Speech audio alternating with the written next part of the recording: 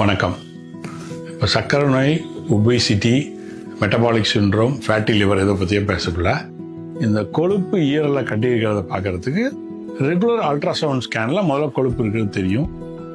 இது கூடவே அவர்களுக்கு கொழுப்போட தன்மை எப்படி இருக்குது, எவ்வளோ இருக்குன்னு கிரேட் பண்ணி ஒரு குவான்டிஃபை பண்ணுறதுக்கு இன்னும் 2 முக்கியமான வழி இருக்குது. அதில் மிக முக்கியம் ஃபைப்ரோ ஸ்கேன். ஈரலில் இருக்க கொழுப்பு கட்டுதலோட அளவு எவ்வளோன்னு குறியிட்டு கணக்கிடுற ஒரு ஸ்கேன் மிஷின்.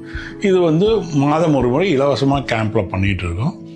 ஸோ இது ஆரம்பத்தில் கண்டுபிடிச்சி, ஏன்னா இதில் வேறு சிம்டம்ஸ் எதுவும் பெருசாக இல்லாதப்போ கண்டுபிடிச்சிட்டோம்னா இதை குறைச்சா மற்ற metabolic diseases like diabetes, hyper tension, metabolic syndrome, obesity இதனால் வர பாதிப்புகளை நம்ம குறைக்க முடியும். ஸோ இந்த கொழுப்பு நல்லா வேலை செய்ய வைக்க முடியும், ஈரலேருந்து கொழுப்பை குறைக்க முடியும். உடற்பயிற்சி மிக அவசியம். இந்த செக்கப் இலவசமாக மாதம் ஒரு முறை MMCHல ஈரோடு டயபெட்டிஸ் ஃபவுண்டேஷன் சார்பாக பண்ணிகிட்டு இருக்கோம். அதில் அவசியம் கலந்துக்கிட்டு பயன்பெறுங்க.